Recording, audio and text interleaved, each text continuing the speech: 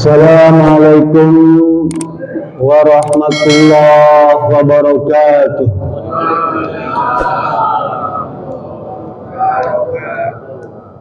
Bismillah, tahun baru gini lebih keras ya. Itu semangat ya, semangat.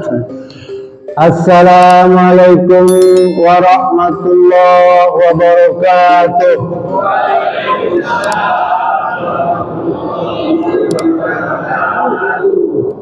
Bismillah, alhamdulillah, wassalatu ala rasulillah, wala hawla wala quwwata illa billah. Yang sama-sama kita hormati Ketua DKM Masjid Muhajirin serta pengurus ya yang hadir pada pagi hari ini. Akhirul kiram, guru kita Ustaz Haji Nur Zakaria, dan yang juga kita sama-sama hormati Ketua RW 13 ya, Apif ya. Dulu saya punya teman Pak RW di kampung saya, mau sholat subuh di depan pintu itu 4 karpet itu ada tai kotok Pak. Wah, iya, teh ayam ya. Iya. Bang, itu baru ada tai kotok. Bukan. Bener tai kotok, bukan. Teh ayam ya. Udah itu kan Ambon. Bukan itu. Tapi juga tai kotok kan bukan ya. Bukan. Cek saya dicolek. Cek. Diletak ke saya. Bukan, si Pak urutan, diletak aja, ongkek langsung utah ejo tak kalau, pun masjid. Nanya ke saya, Pak Ustadz, kok Pak Ustadz nggak ongkek? Saya pakai ilmu, kenapa? Saya menolak pakai curug, letak pakai jari tengah.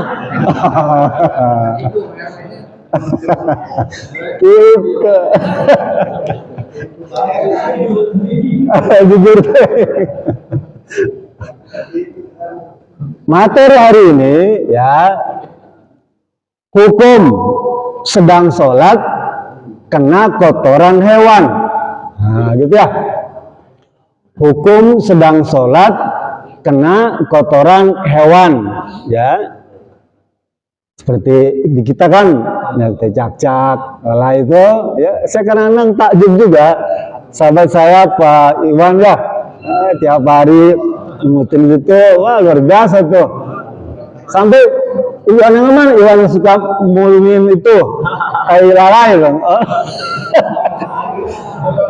Sekarang sebutannya beda. Iwan mana? Gue Iwan Ben.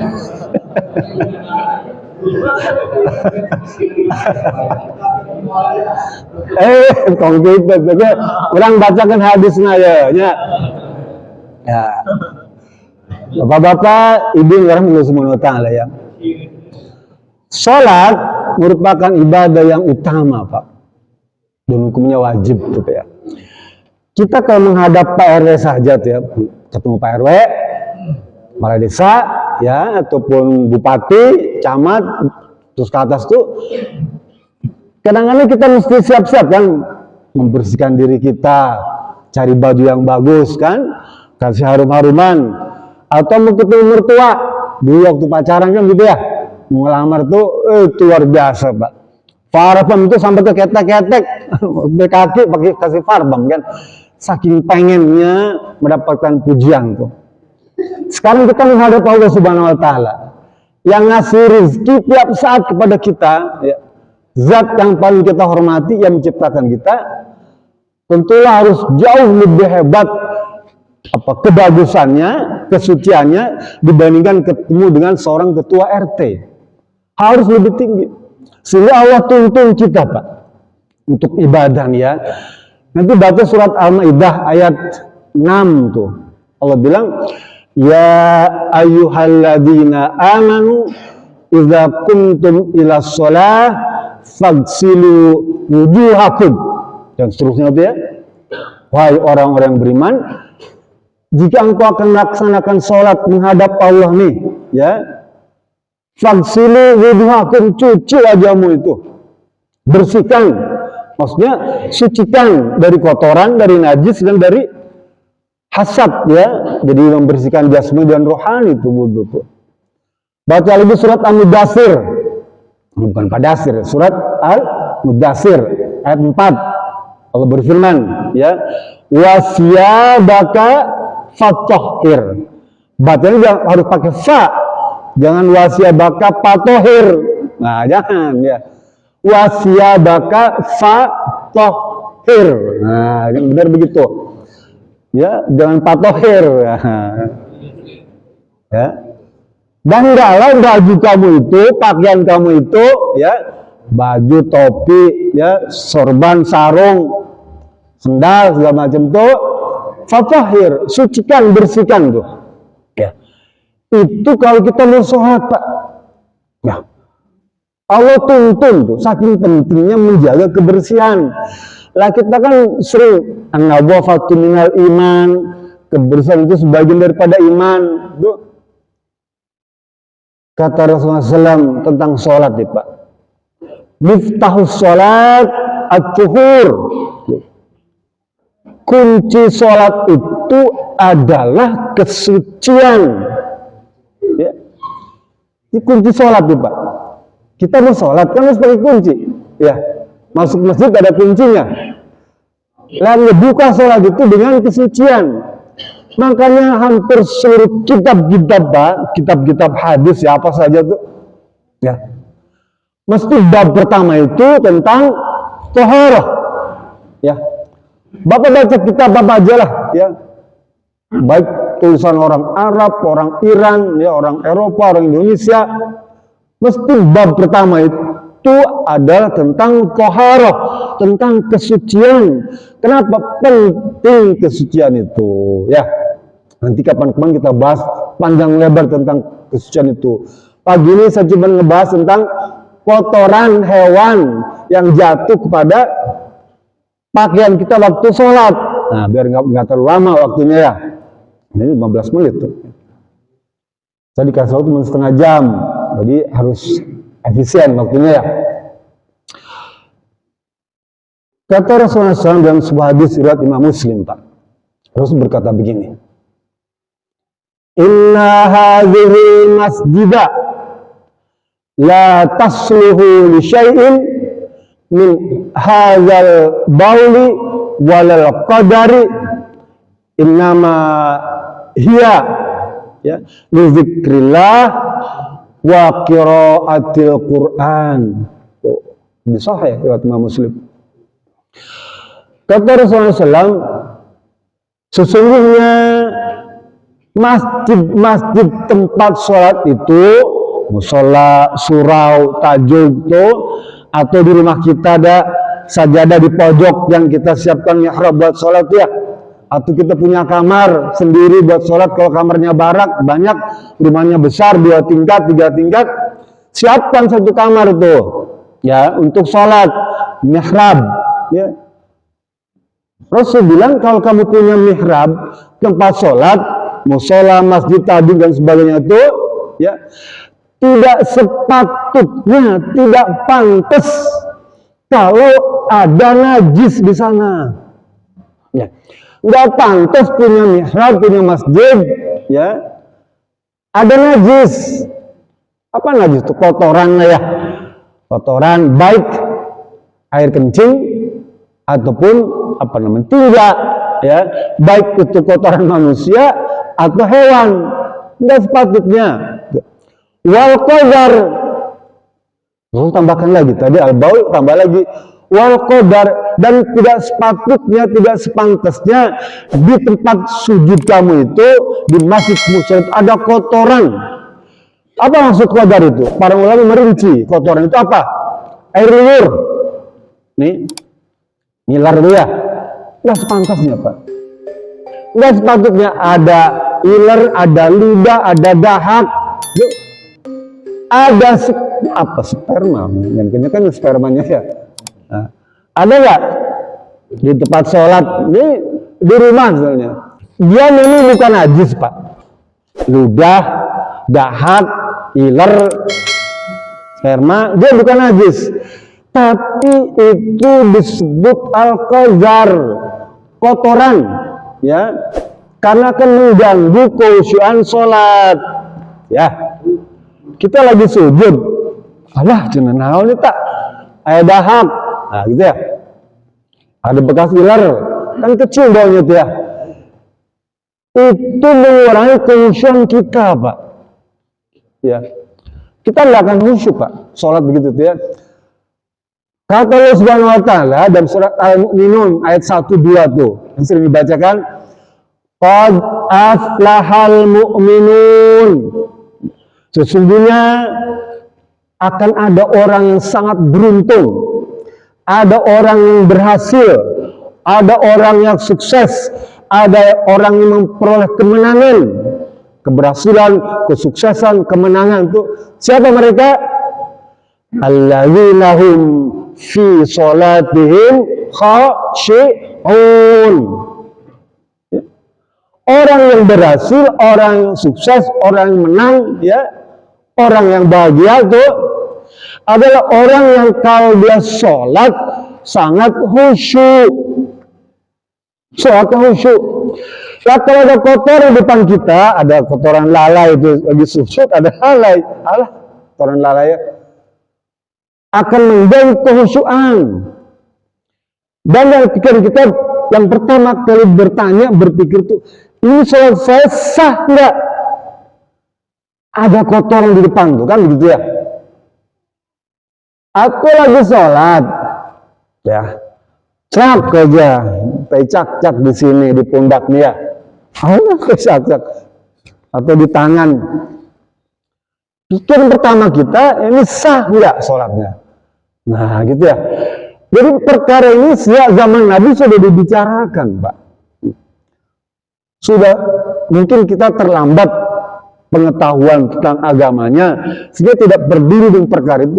Pada itu menyangkut tentang kekhusyuan sholat dan sah tidaknya ibadah kita. Ya. Saya kutip dari sebuah kitab Minhajut Tuha, ya, karya Syekh Zakaria Al-Ansari, ya, Minhajut Talib kitabnya itu. Kata dia, kalau kita sedang sholat, ya, kemudian kejatuhan kotoran hewan, apakah itu cak-cak, burung, lalai, ke badan kita, ke ya, diri kita, ya. Jika kotoran tadi dalam keadaan kering, ya, kering nih, kayak cacak kering, maka dia dianggap sebagai najis yang ma'fu, yang dimaafkan, sehingga cukup buang saja, dijemput, pindahkan, ambil, buang. Kayak cak-cak tadi kotoran tadi, kalau kering itu ya buang ya ke samping ya, sik. Dan sholat bisa dilanjutkan. Paham ya? Sholat bisa dilanjutkan. Kalau kering itu ya lanjutkan. Atau Bapak sholat di pinggir pantai, di Pangandaran, kan ada senasib, musim liburan sholat di pantai kan ya, pakai sarung, ya, ibu pakai mukena, contoh misalnya gitu ya, angin kencang, wos, nah, sarung kita terangkat semua itu kan, kelihatan auratnya, ya, dengkul ke atas itu kan, ya. Kalau kita tidak berusaha untuk segera menutupnya, ya, maka sholatnya batal. Membayar, angin kencang di Pangandaran tuh. Ya, sarung kita tersinggap tuh ke atas tuh ya, kelihatan auratnya semua, ya, sampai GP-nya kelihatan ya, GP-man, krokodil, kelihatan. Wah, kalau kita tidak berusaha untuk segera cepat menutupinya, maka itu dianggap batal sholatnya. Ya, Sama juga kotoran tadi, kotoran cak-cak, lalai, burung, kelelawar itu cak ada di pundak kita, di sorban kita, ya di tangan kita. Kalau kering cukup ini gitu saja ya. Sholat bisa dilanjutkan. Tapi jika kotor itu basah, mencret, kan ada ya. Burung yang mencret ada kan. Jangan kan cak-cak juga ada yang mencret kan. Apa burung cai itu kan kotor ya. Nggak bisa tuh. Burung mencret, lalai mencret, cak-cak mencret, karena baju kita. Ya. Lagi sholat nih, lagi sholat. Ya, bagaimana hukumnya? Kata Syekh Zarkasi Al-Ansari dan Imam Syafi'i, ya, ini dia bermadzhab Syafi'i. Maka pakaian kena kotoran yang mencret tadi itu harus segera dibuka, ya, harus dibuang. Paham nggak? Contoh kena sorban nih, aduh, kena cak-cak mencret, wah, buang, taruh di samping, ya. Bagaimana kalau kena baju, ya, sama, baju buka juga, ya, dengan catatan ada pakaian dalam yang menutupi aurat. Paham ya apa ya? Jadi ada cak-cak pada baju saya, ya, mencret, ya, waduh, kelihatan tuh, najis dia Pak. Maka kalau tidak dibuka akan membatalkan sholat kita. Paham ya? Sholat kita batal. Wudhu kita tidak batal, tapi sholat batal. Paham ya? Wudhunya tidak batal, tapi sholat kita batal tuh. Maka kata Imam Syafi'i itu harus dibuka baju itu, ya, singkirkan sorban, baju itu selama dia masih menggunakan pakaian dalam yang menutupi aurat, ya, buka. Ya. Kalau enggak dia batal sholatnya, kalau dibiarkan itu ya. Jangan kalau misalnya pakaian dalam, ya batal, auratnya akan kelihatan, ya. Sama seperti tadi waktu di pantai itu auratnya kelihatan, maka batal sholatnya. Sama waktu kita sholat, waktu buka baju tuh, ya, buka kaos misalnya, kalau nggak ada pakaian dalam, maka batal sholatnya. Itulah pentingnya para ulama memberikan nasihat kita, kalau pergi sholat ke masjid, baik di rumah, di surau manapun, pakai 2 lapis, 2 lembar, ya. Pakai kaos, nih kayak kaos nih. Pakai selembar nggak? Boleh nggak? Boleh. Bahkan dulu zaman Nabi pakai 1 sarung Pak, sarung. Lah kita disuruh para ulama pakai 2 lembar. Kalau terjadi emergensi itu darurat, ada tai cak-cak, tai lalai, tai burung nempel di baju kita, bisa dibuka, dibuang tuh ya. Kita masih aman pakai kaos dalam. Bagaimana kalau menimpa pada tangan? Nih, lagi baca doa kunut, Allah hadina, cok, langsung kontan dibayarkan. Alah, makanya mudah rakaat kedua, ya, rakaat kedua lagi doa kunut terus jatuh nih, waduh, cilaka nih, ya, tuh, nggak bisa lagi, itu batal sholatnya Pak, dia nggak bisa dibersihkan, harus kembali ke toilet, cuci tangan, bersihkan. Nggak perlu wudhu lagi, cuci tangan. Ya, nggak perlu. Kan tidak membatalkan wudhu di situ. Cuci tangan, bersih, sholat lagi. Ya, tapi tidak boleh melanjutkan sisa yang tadi. Karena kita sudah berjalan ke belakang tuh. Ya, kecuali airnya ada di sebelah kita.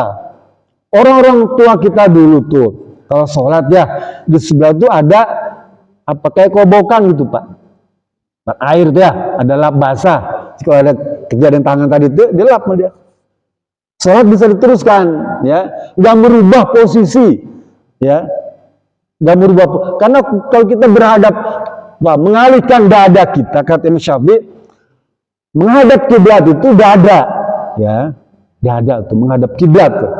Kadang-kadang jadi perdebatan tuh ya, pembahasannya panjang Pak, saya nggak usah bahas itu lagi. Karena kalau kita dada itu bergeser, maka batal sholatnya. Kalau kita ke belakang kan dadanya berubah ya. Ya. Kadang-kadang kalau kita ruku sujud pun dadanya menghadap ke bawah, dia menghadap kiblat kan. Nah, itu pembahasan lain. Nanti kita bahas tentang itu ya. Karena itu agak lebih jelimet berkaitan dengan filsafat ya. Teruskan. Jadi kalau misalnya ada kotoran pada tangan tuh ya, batal sholatnya dan buru-buru ke belakang ya. Atau pada waktu kita sujud ya, di depan ada lalai itu ya. Saya kadang-kadang pesan ke Pak Iwan, ke panitia pengurus DKM supaya perhatikan itu. Kasihan yang sholat di belakang ya, ikut mazhab Imam Syafi'i itu batal ya, keinjak ya, atau kena sujud, kena tangan itu batal ya, batal ya Pak. Bahkan kata dalam kitab I'anatul Talibin karya Syekh Abu Bakar Asy-Syalto ya. Abu Bakar Asy-Syalto dia bilang itu membatalkan kecuali kalau kita tidak sengaja berdiri duduk di tempat itu Pak ya, ada 3 tuh yang kita boleh alasan ya, alasan yang tidak membatalkan sholat itu 3 tuh Pak.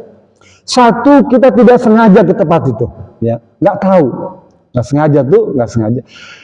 Yang kedua udah kering ya, dan yang ketiga memang itu sudah menjadi tempat itu kotor ya, sudah tidak bisa dihindari lagi tempat itu, tempat burung, lalai atau cak-cak buang kotoran di situ Pak, nggak bisa dihindari lagi tuh. Jadi 3 alasan. Pertama tidak sengaja, yang kedua kotoran sudah kering, yang ketiga tidak bisa dihindari, nggak ada tempat lagi ya. Contohnya nggak ada tempat lagi, udah padat penuh semua tuh ya, depan belakang ada di pojok sana ada kotoran, ya sudah nggak ada tempat lagi, nggak ada pilihan. Maka itu kata Syekh Bakar Asy-Syalto dalam kitab I'anatul Talibin dibolehkan ya. Dan dibolehkan itu untuk 3 perkara saja. 1, tidak sengaja. 2, kotorannya sudah kering. 3, tidak bisa dihindari. Ya, itu Pak. Kalau masih bisa dihindari sejak awal, jangan pilih tempat itu. Jangan Pak. Cari tempatan yang bersih. Kita kan maksudnya luas ya, besar ya. Cari yang bersih ya.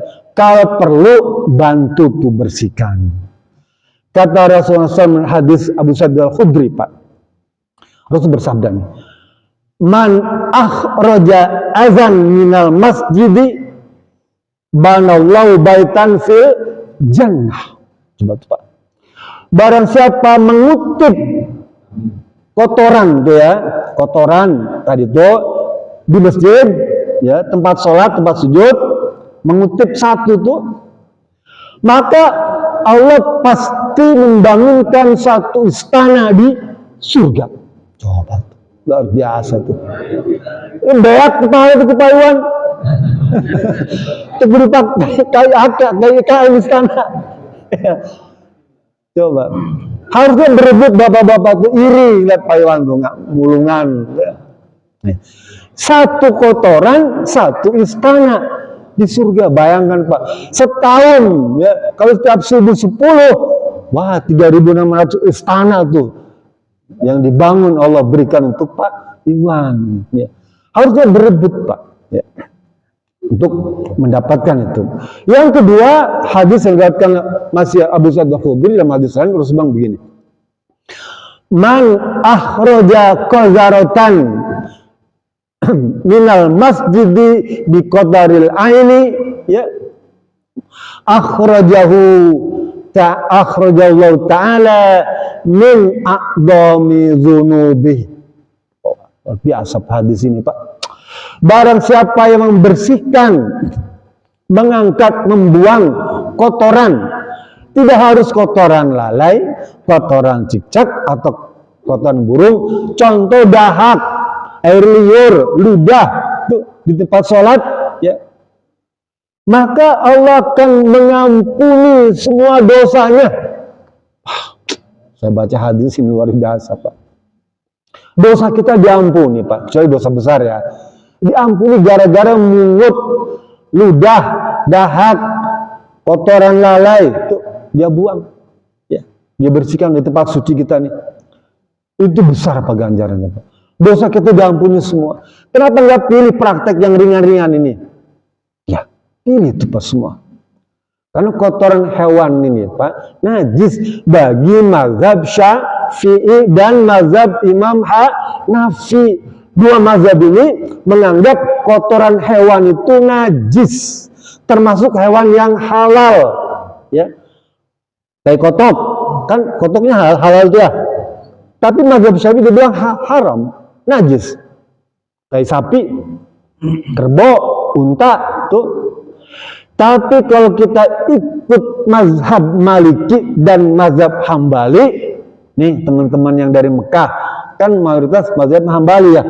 Teman-teman yang suka sebut Salafi misalnya gitu ya, dia bermazhab Hambali. Menurut mazhab Hambali, kotoran hewan yang halal, ya, kotoran hewan yang halal, maka tidak dianggap sebagai najis. Paham Pak? Seperti ayam, sapi, kerbau, unta, apalagi yang binatang yang halal, burung sebagian bebek, meri itu, burung yang merpati yang tidak bercakar, dia kotornya tidak dianggap najis. Sehingga kalaupun dia sholat ada tai kotok di sarung nempel tuh ya, blok aja gede tuh, dia tidak membatalkan sholat, terus saja. Paham ya? Ada cak-cak lagi sholat ya, karena baju putih mencret, dia terus saja, nggak masalah. Paham ya? Ya. Perbedaan mazhab, perbedaan faham ya. Karena dulu Nabi juga pernah nyuruh orang sholat di kandang kambing, pernah nyuruh orang minum kencing unta dan susu unta dicampur tuh. Tapi itu konteksnya untuk obat ya, jadi ada obat demam tuh ya, demam karena COVID misalnya, maka Nabi nyuruh orang itu minum kotoran onta dan susu ontanya dicampur, diminum, sembuh Pak. Itu juga banyak dipraktekkan di Arab sekarang yang bermazhab Hambali dan Maliki, seperti di India ya. Pernah ke India ya, pernah ke India, lihat kotoran sapi tuh Bang, diteplokin di dinding rumah itu kan ya, tanah. Bahkan sebagian dibikin apa tuh makanan. Pernah lihat ya tuh? YouTube, nanti cek di YouTube tuh, kotoran sapi tuh ya dimakan karena dianggap bukan najis. Paham ya? Cuma kan kalau kita risih Pak, orang timur Indonesia ini dianggap lebih apa ya? Lebih hati-hati tuh, dan juga lebih higienis lah ya. Lebih apa namanya? Ya hati-hati ya. Ya. Ini mazhab Syafi'i itu juga sangat hati-hati dalam perkara najis itu. Kenapa? Karena Rasulullah SAW ada hadisnya apa? Waktu sholat ya, khufnya itu, terompahnya itu, sendalnya, sepatunya itu ya, ini kotoran. Dia baru sadar, tercium baunya kan ya. Pak, kalau kotoran kucing ini kecium nggak baunya? Kecium kan gitu ya, kecium. Lah Rasul buang itu sepatu itu, khuf itu, terompah waktu sholat Pak, dia buang, sampingkan karena ada najis di sepatunya. Oh gimana sholat pakai sepatu? Ya di zaman Nabi nggak ada karpet, nggak ada marmer, pasir, tanah. Sholat tuh pakai sepatu, pakai khuf, pakai terompah, pakai sendal jepit, ya. Karena memang pasir. Sekarang Bapak coba-coba ke masjid pakai sendal, pakai sepatu, digaplok sama Pak Dedi. Ya, jangan coba-coba. Gitu. Kembali. Jadi kita ini berusaha Pak, ya, agar ibadah kita ini semakin hari semakin baik. Besok tahun baru. Kalau ibadah kita masih begini-begini aja, kata Rasulullah SAW ya, mangkana al-yaum ya khairun minal amsik fahuwa rabihun. Barang siapa yang hari ini tahun baru besok, tahun 2024 lebih baik dari tahun 2023, ibadah nih ya, ibadah saya cerita tentang kekayaan ya, tentang ibadah dia lebih baik, maka dia termasuk orang yang beruntung, orang yang sukses, orang yang berhasil ya. Tapi harus bilang makanya tilyaum sawa'un min namsik, jika tahun 2024 itu sama dengan tahun 2023 ya, sama aja ibadahnya, cakcak di mana-mana, telebalatak di mana-mana nggak diberesin tuh, maka dia termasuk orang yang rugi Pak kita Pak ya, rugi. Bahkan sebilang mangkanatil yaum syarrun minal amsik ya, fahuwa halikun. Barang siapa tahun 2024 lebih jelek daripada tahun 2023 ibadahnya nih Pak, urusan ibadah ya, dia termasuk orang yang celaka Pak, celaka ya. Termasuk kebersihan ini, kalau kita tidak bisa jaga kebersihan ini Pak ya, lebih baik lagi tuh kita termasuk orang yang celaka, menganggap remeh urusan najis ya. Karena sebenarnya la tahkironna, jangan kamu remehkan tuh perkara-perkara najis supaya. Kan kita aja Pak, kalau sebelah kita pakaiannya bau aja kita kan gak enak Pak, khusyuk Pak, gak khusyuk Pak. Bukan najis ya, sebelah kita mungkin belum mandi, bajunya sebulan, 3 bulan gak pernah ganti, mukenanya gak pernah ganti, sejadahnya gak pernah ganti. Tanya sejadah kita di rumah tuh ya, berapa tahun gak dicuci? Tanya ibu tuh, ada nggak cuci sejadah? Males Pak, tebal, mau ke laundry mahal dia bilang. Gitu kan? Ya sebulan sekali lah ganti lah, kan sajadah banyak tuh. Kita kalau ada tahlilan, ada orang pulang dari Mekah, mesti dikasih sajadah. Itu di kamar numpuk, di lemari itu sajadah nggak pernah dipakai ya. Saya kan suka itu, cuci lah, ya, cuci, ganti, minimal sebulan sekali lah. Kalau seminggu sekali takut kerep ya. Sebulan sekali sajadah ganti. Mukena ya seminggu sekali ganti. Sarung seminggu sekali ganti. Ganti Pak. Karena sebelah ini kalau mencium bau yang apek mengganggu kehusyuan. Ya. Di rumah tuh, di lemari tuh pakaian numpuk gak pernah dipakai. Baju pengantin tuh Pak ya, jas pengantin tuh. Sampai hari ini apa nggak cukup dipakai tuh ya. Mubazir cuma dibeli jutaan tuh ya. Ya, kan jutaan Pak, jas pengantin tuh ya, jutaan. Dapat dipakai sampai sempit itu. Mubazir, Allah marah Pak. Nyimpen baju. Saya selalu kalau orang ngasih baju di pakaian, saya pakai. Ini harus dikasih. Memang saya nggak pernah beli baju sih ya. Nggak pernah Pak, mesti dikasih orang. Dan saya pakai ya. Sampai gantian hari ini terus ya.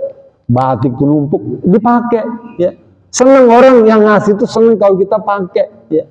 Lah kita baju kita saja tuh numpuk, pakai kondangan doang ya. Lah sebelum kondangan tuh pakai ke masjid, malu terlalu mewah. Sholat subuh kan, sholat subuh kan sepi, nggak ada orang, pakai baju yang paling mewah, pakai jas juga perlu kan gitu ya. Ibu-ibu juga sama tuh, pakai baju yang terbaik yang ibu punya, bungkus pakai mukanya pakai yang bagus juga ya. Minta sama bapak nih tahun baru nih, Pak, hadiah tahun baru, beli mukena yang rabani dong. Tanya online berapa? 2,5 juta. Mahal. Ya nggak apa-apa, hadiah tahun baru kan sekali-kali begitu ya. Pak, beliin mukena yang tenunan Bukit Tinggi dong, bordir buka tinggi berapa? 2 juta. Belikan kalau ada rezeki ya, belikan Pak. Takut nyesel nanti Pak, nyesel. Teman saya ada Pak, minta mukena seperti itu ya. Ada meninggal Pak, dia nyesel Pak. Dah, saya nyesel. Istri saya waktu saya pergi ke Padang minta dibeliin mukena yang tenunan apa Bukit Tinggi itu ya, kan bagus, paling mahal tuh Pak ya. Bukit Tinggi itu dia bordiran tuh 3 juta loh sebelum di sana Pak. Saya nggak keburu waktu itu, sibuk ya, sampai meninggal Pak. Nyesel ya, nggak terobat. Udah sekarang beli aja, kamu kasihin ke saya. Nggak mau dia. Pak, ini panjang tapi waktunya udah habis ya. Sekira itu aja ya yang bisa sampaikan. Lebih kurang mohon maaf. kalau benar itu datang dari Allah, kalau kurang berkenan itu semata-mata karena kebodohan saya. Fatakulum stata'tum walafu minkum billahi bisabilillah. Assalamualaikum warahmatullahi wabarakatuh.